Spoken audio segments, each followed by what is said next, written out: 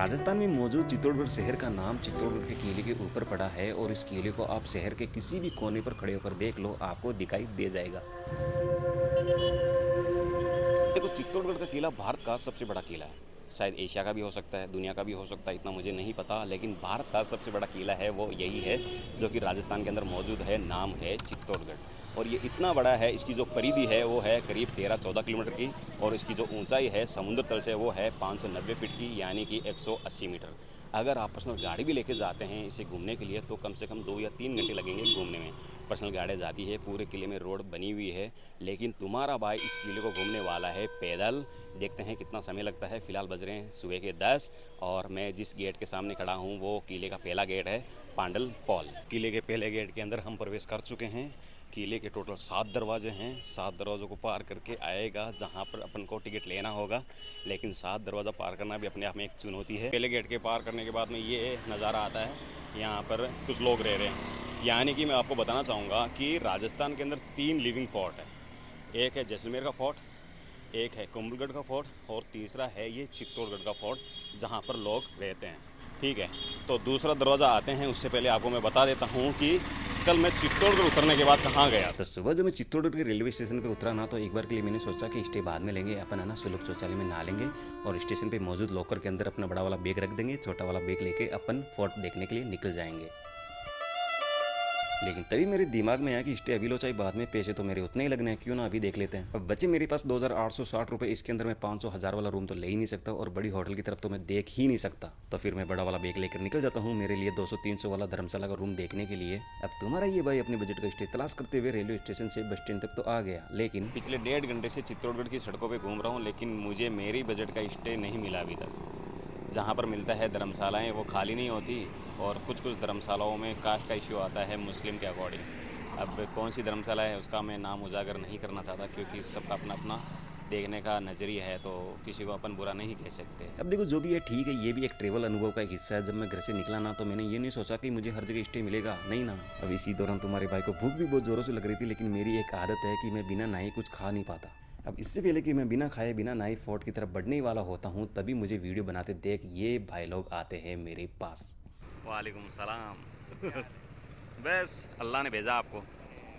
ये तो तय हो गया कि कोई देखे ना देखे आपकी मेहनत को, लेकिन ऊपर वाला ज़रूर देखता है।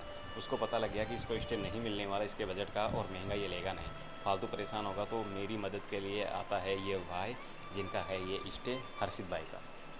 ये स्टे हर्षित भाई का है, काफ़ी बड़ा है, अच्छा है। इन्होंने बोला खाओ पियो मौज करो, नहाओ धो, कुछ भी करो और हमारे मेहमान बन के रहो। और ये जो कॉस्ट है वो है इंस्टाग्राम का प्यार जो मेरे प्रति है इन लोगों का। तो 3000 वाली जर्नी में बचे थे 2860 रुपये और उसमें से ये मेरा पहला खर्चा है चित्तौड़गढ़ आने के बाद। रूम मुझे फ्री का मिल गया था, खाना भी मिल सकता था, लेकिन खाने के लिए मैंने उनको बोला नहीं। तो ये वो कहानी है जो चित्तौड़गढ़ स्टेशन उतरने के बाद की है और अभी जो प्रेजेंट में चल रहा है वो है ये। हाँ, पहले गेट से निकले हुए मुझे हो गए 14 मिनट, पहुँच गया मैं दूसरे गेट की तरफ। टाइम हो गया 10:25। दूसरे गेट का नाम है भेरू पॉल। जो भेरू पॉल है वो कुछ ऐसा दिखता है। दरवाजे तो अब यहाँ पर रहे नहीं, या तो ख़त्म हो गए होंगे या फिर लोग बेच खाए होंगे। दूसरे गेट को जब पार करते हैं तो कुछ ऐसा नज़ारा देखने को मिलता है। यहाँ पर एक मंदिर दिखाई देता है। 10:25 पे मैंने दूसरा गेट पार किया था, मतलब 5 मिनट लगे मुझे पहले गेट से दूसरे गेट तक आने में। अब अगला गेट है, उसका नाम फ़िलहाल पता नहीं है। अब अपन ये गेट पार करते हैं हनुमान पोल। कितने मिनट पे? 10:32 पे। अब बीच का रास्ता ना मैं क्या दिखाता नहीं आपको। अब बीच का रास्ता दिखाऊंगा तो बड़ा लंबा हो जाएगा, क्योंकि किला 14-15 किलोमीटर का है, तो करीब 2 घंटे की फिल्म बन जाएगी और इतने घंटे कौन रुकने वाला है, वैसे भी नहीं रुकने वाला। तो समय हो चुका है 10:36। हमने जो तीसरा गेट पार किया था वो 10:32 पे किया था और ये है चौथा गेट। वाह, व्यू बड़ा कमाल का आ रहा है। ये चौथा गेट है, नाम इसका कहीं लिखा हुआ नज़र नहीं आ रहा फ़िलहाल। ये चौथा गेट है। अब हम इसको प्रवेश करते हैं 10:36 पे। अब 3 गेट और बाकी है, उसके बाद में किले की कहानी शुरू होगी। 5वें गेट के सामने ये गाड़ियाँ खड़ी है। ट्रैफिक बहुत ज़्यादा है क्योंकि 15 अगस्त है, छुट्टी है। पहले मैंने सोचा कि 15 अगस्त को सुबह चलेंगे, सब लोग स्कूल के अंदर होंगे तो अपन फटाफट वीडियो बना के आ जाएंगे, खाली मिलेगा। तो खाली तो छोड़ो, ट्रैफिक लग गई है। अब सब लोग लाइन में खड़े हैं। अगर कोई चल रहा है तो तुम्हारा भाई चल रहा है, क्योंकि तुम्हारे भाई के पास अलग ही गाड़ी है, 2 पहियों वाली, 2 पैरों वाली। तो ट्रैफिक अपने पास में नहीं होता, अपन इधर से भी चल रहे होते हैं। ये है 5वां गेट। अब वो 5वां गेट है और ये 6ठा गेट है। इन दोनों के बीच में जो दूरी है वो बस राउंड की दूरी है। तो मैं मात्र 2 मिनट के अंदर पहुंच गया हूँ लक्ष्मण फॉल। अब बस एक गेट दूर और बाकी है, उसके बाद अपन किले के पास में हो गए। तो अभी लक्ष्मण फॉल को हम क्रॉस कर रहे हैं 10:41 पे, 10:41 में। समय हो चुका है 10:46 और हम पहुंच चुके हैं किले के आखिरी गेट रामपोल के पास में। तो हमें चढ़ने में लगा 20 मिनट। वो मुझे लगा क्योंकि मैं रुकते रुकते आया। अगर कोई बंदा बिना रुके आता है तो उसको लगेगा मात्र 10 मिनट, ठीक है। तो किले की चढ़ाई में इतना समय लगता नहीं है, आसान सी चढ़ाई है। और जिनको ट्रैकिंग का शौक है उनके लिए तो बस 5 मिनट का रास्ता है। तो 7वां गेट पार करने के बाद सबसे पहले आता है राम जानकी मंदिर। यहाँ पर तो यार छोटा मोटा बाजार है भाई, ये कोई किला थोड़ी है, ये तो गाँव है। वाह, पानी की सुविधा मिल जाती है, पानी पी लेते हैं। समय हो चुका है 10:56। तुम्हारा भाई पहुंच चुका है। सही सफ़र होता है शुरू हमारा यहाँ से 11 बजे के समथिंग अपन शुरू करेंगे, क्योंकि अभी टिकट लेने में टाइम लगेगा 4 मिनट। इस वीडियो के अंदर अपन इस किले की हिस्ट्री बयान नहीं करेंगे, अपन देखेंगे कि किले के अंदर क्या क्या है। जैसे जैसे किले के अंदर एंटर मारेंगे वैसे वैसे क्या देखने को मिलता है एकदम प्रॉपर तरीके से।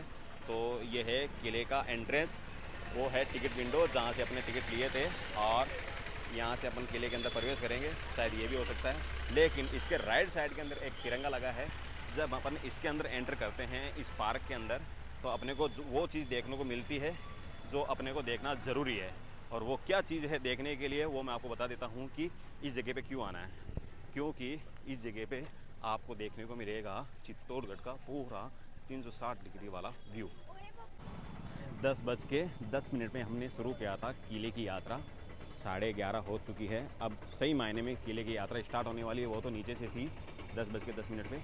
और सबसे पहले आपको देखने को जो मिलता है वो ये घर, ये फोर्ट भी है, घर भी है अपनी भाषा में, लेकिन पुराने ज़माने के अकॉर्डिंग ये फोर्ट है। तो इसका नाम है कुंभा महल। तो कुंभा महल के अंदर हम प्रवेश करने से पहले बता देते हैं कि अगर आपको इसके बारे में जानना है तो यहाँ पर लिखा है, और हर स्ट्रक्चर के आगे लिखा हुआ होता है ये कुंभा महल है तो इसके बारे में लिखा है ये भव्य महल विशिष्ट आवासीय राजपूत स्थापत्य कला की झलक प्रदान करता है। मतलब शुद्ध हिंदी के अंदर लिखा है इसके अंदर क्या क्या आपको देखने को मिलता है। तो अभी हम चलते हैं कुंभा महल के अंदर। ये है किले का पहला डेस्टिनेशन कुंभा महल, वहाँ से अपन ने एंट्री किए थे। अब ये क्यों, क्या, किसके लिए, किस जगह को क्या कहते हैं अंदर की साइड फ़िलहाल नहीं पता। बाकी अंदर का जो स्ट्रक्चर है, अंदर का जो व्यू है वो कुछ ऐसा है। बाकी पुरानी चीज़ें हमेशा कमाल ही होती हैं, चाहे पुरानी किले ले लो, चाहे पुराने लोग देख लो, उन्होंने अपनी संस्कृति को बचा के रखा है। अपने जैसे लोग तो वैसे भी इसको आज तक भूलते जा रहे हैं। आपको मैं दिखा देता हूँ, डीप में चलते हैं। किला देखने में बड़ा सुंदर है भाई। ये तो कुंभा महल है, अभी तो बहुत सारा बाकी है। ये देख लो, इस किले का 1.1% भी नहीं हुआ अभी तक में। तो ये तो था कुंभा महल, जिसको देखने में मुझे लग गए कम से कम 15 मिनट। अभी बज रहे हैं 11:47। अब देखते हैं नेक्स्ट लोकेशन कौन सी होती है। तो 11:51 पे अपन कुंभा महल से निकले हैं। अब नेक्स्ट लोकेशन पे कितनी बजे पहुंचते हैं वो भी बता देंगे। रास्ते में दुकानें खुली हुई है, जैसे पंडित जी की छाछ राबड़ी अगर आपको पीनी है तो पी लीजिएगा। लेकिन अपना बजट इतना ही है कि 3000 के अंदर अपने को राजस्थान के 4 इलाके करने हैं, डिस्ट्रिक्ट करने हैं। तो अपने बजट के बाहर अपन खाना खाते हैं, पानी पीते हैं, वो भी किसी का मांगा हुआ। तो चलो चलते चलते हम एक बात और कर लेते हैं कि आपका सवाल ये भी रहेगा कि आमिन भाई तुम ऑटो भी ले सकते थे, ऑटो में भी आ सकते थे। तो इसका जवाब मैं पहले भी दे चुका हूँ कि अपने पास में बजट थोड़ा सा टाइट है। और अगर आपको यहाँ तक आना है तो मैं आपको बता देता हूँ कि स्टेशन से पैसेंजर ऑटो भी आते हैं किले के मेन गेट तक, जहाँ पर टिकट मिलता है। तो उसका जो चार्ज होता है वो 50 रुपये का। अगर आपको पर्सनल करना होता है तो आपसे लेंगे वो 300 रुपये। लेकिन किले के अंदर आपको घूमना है तो आपको स्टेशन से ऑटो मिलेगा, लेकिन वो चार्ज लेगा 200 रुपये। और अगर आपको पर्सनल ऑटो करना है कि बस मेरा अकेले का होना चाहिए, जहाँ जहाँ रोकूँ वहाँ रुकेगा, तो 600 रुपये पर पर्सन के हिसाब से वो लेगा, आपको पूरा किला घुमा देगा। लेकिन तुम्हारे बाइक के पास में है गाड़ी 2 पहियों वाली। और समय हो चुका है 12:11। तीसरी लोकेशन आपके सामने अनलॉक है, और ये लोकेशन है विजय स्तंभ, जो इस किले की शान है। अगर ज़्यादातर सिंबल देखने को मिलता है चित्तौड़गढ़ फोर्ट का, वो यही सिंबल है चित्तौड़गढ़ का फोर्ट का, विजय स्तंभ। उस गेट से अपन एंटर किए थे, इसके जस्ट बगल में आपको देखने को मिलेगा ये विजय स्तंभ जो अपन ने देखे थे। और इसके जस्ट नीचे आपको देखने को मिलेगा ये जौहर स्थल, जहाँ पर रानी पद्मिनी सहित 16,000 वीरांगनाओं ने जौहर किया था। ये वो स्थान है। विजय स्तंभ की साइड अपने को काफ़ी चीज़ें देखने को मिल जाती है। एक तो जौहर स्थल जहाँ पर रानी पद्मिनी सहित 16,000 दासियों ने जौहर किया था। इसके अलावा समाधीश्वर मंदिर और इस किले का सबसे बेहतरीन व्यू जो मेरे सामने मैं दिखा देता हूँ, वो भी इसी बगल में आपको देखने को मिलता है। और ये जो जगह है वो है गोमुख कुंड। ये जो जलाशय इसका नाम है गोमुख कुंड।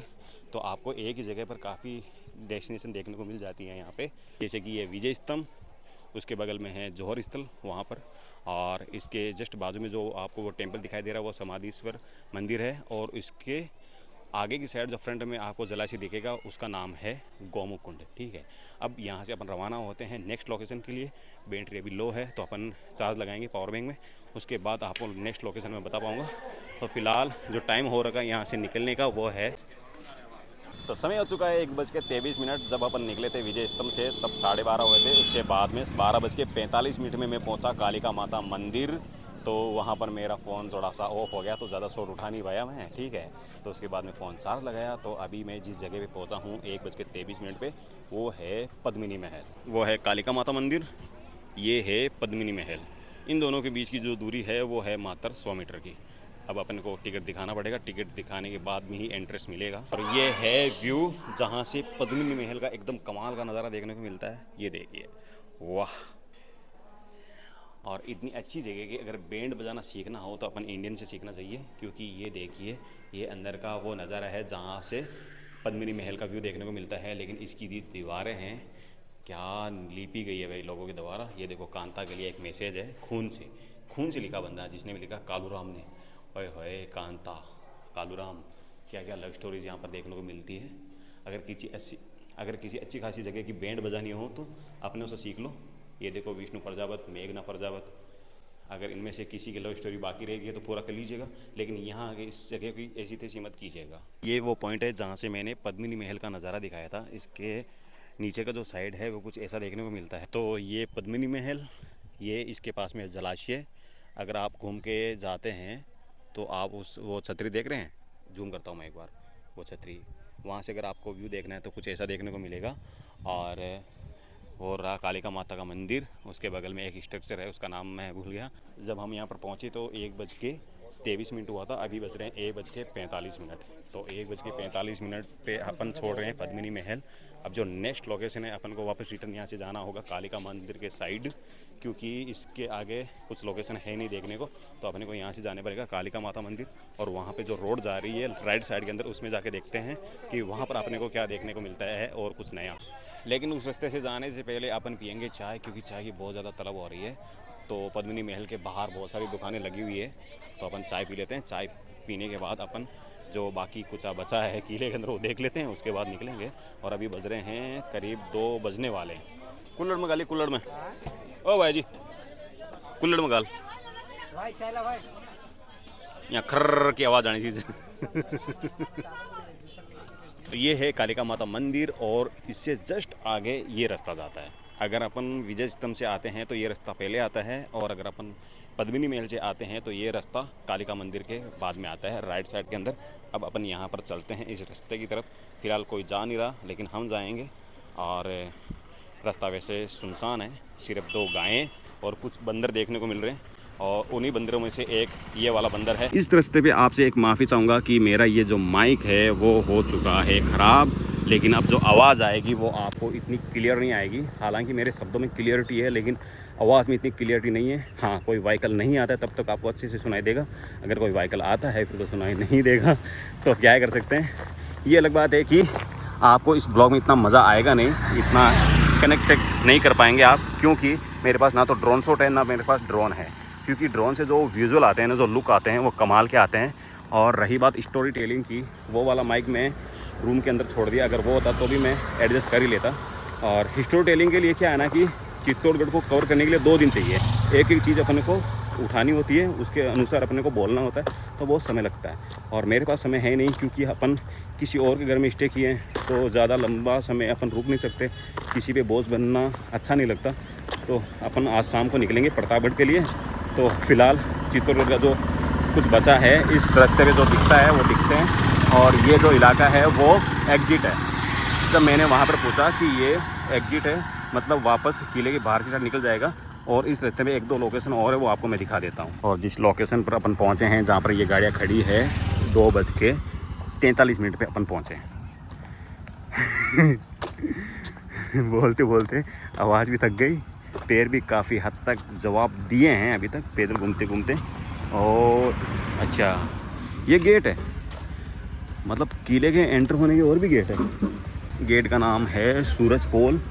ये है सूरज पोल। तो ये तो था सूरज पोल, इसके बारे में मुझे जानकारी है नहीं कि भाई ये अलग गेट क्यों है, दूसरा रास्ता क्यों बनाया गया है। इसका उल्टा बोलना तो गलत हो जाएगा, अगर मैं ऐसे बोल दूँ अपने मन से, वो तो जमेगा नहीं। तो वो था सूरज पोल। हाँ, ये अलग बात है कि सूरज पोल से अपने को ज़्यादा चलना नहीं पड़ा नेक्स्ट लोकेशन के लिए, क्योंकि ये लोकेशन सूरज पोल से मात्र 150 मीटर की दूरी पर है। ये है कीर्ति स्तंभ। एक तो माइक नहीं है ना, तो आवाज़ का थोड़ा मज़ा नहीं आ रहा है यार, मुँह थोड़ा उतर गया मेरा, जितना चलने से नहीं उतरा उससे कहीं ज़्यादा मेरा माइक ख़राब होने से हो गया। अगर मेरे पास वायर वाला माइक होता तो अभी दिक्कत नहीं आती, बड़ा है लेकिन मैं झेल लेता, मैं मुसीबतें झेल लेता हूँ, लेकिन जो चीज़ नहीं है उससे कैसे निपटूँ। ये है कीर्ति स्तंभ। अपन पहुँच चुके हैं नज़दीक, और अपने इस चित्तौड़गढ़ की यात्रा का लास्ट लोकेशन है। 2:54 हो गए, अब तो 54 के आसपास अपन नज़दीक पहुँचे थे, 56 हो गए। और ये प्राचीन, काफ़ी प्राचीन बताया जा रहा है। इस किले के अंदर हूबहू विजय स्तंभ की तरह दिखता है। अब ऐसा बोलना मेरे लिए गलत होगा, शायद विजय स्तंभ इसकी तरह दिख रहा है, ये भी बोल सकते हैं। जो भी है, अपने ही स्ट्रक्चर है। तो अपन अब देखते हैं कीर्ति स्तंभ, और ये टेम्पल है जैन समाज का। और अब अपन चलते हैं आगे। जो सड़क जाती है वो जंगल की तरफ जाती है, तो आगे कुछ है नहीं देखने को, तो यहाँ से टाटा बाय करते हैं। तो कीर्ति स्तंभ वो रहा। अब अपन का जो एग्जिट का रास्ता है वो है इस तरफ का। अगर इस तरफ से जाते हैं तो बड़ा लंबा पड़ेगा, अपन इस तरफ से जाते हैं तो अपना एग्जिट का रास्ता है। अब अपन टाटा बाय बोलते हैं। बज गए 3, अपनी जो यात्रा है वो ख़त्म होती है 3 बजे। तो ये पूरा किला घूमने का जो हमें समय लगा वो टोटल लगा 5 घंटे का, क्योंकि 10:10 पर सुबह शुरू हुए थे। अभी बज रहे हैं दोपहर के 3:05। अभी अपन पूरा एग्जिट नहीं हुए, अभी तो चल रहे रास्ते में, और अभी भी हमें आधा घंटा और लगेगा, तो 5.5 घंटे हो गए। अगर किसी को घूमना है, ये तो मैं कंटेंट बनाता हुआ इसलिए इतना समय लग गया।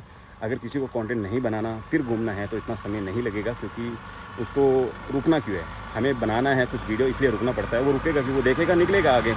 यहाँ से आपको वापस ऑटो भी मिल जाते हैं, ऑटो में आप जा सकते हैं, लेकिन मैं पैदल जाने का ज़्यादा शौकीन हूँ, क्योंकि मैं ये देखता हूँ कि अगले वाला सफ़र इससे भी मुश्किल हो सकता है, तो अपने पैरों को पहले से प्रिपेयर रखें।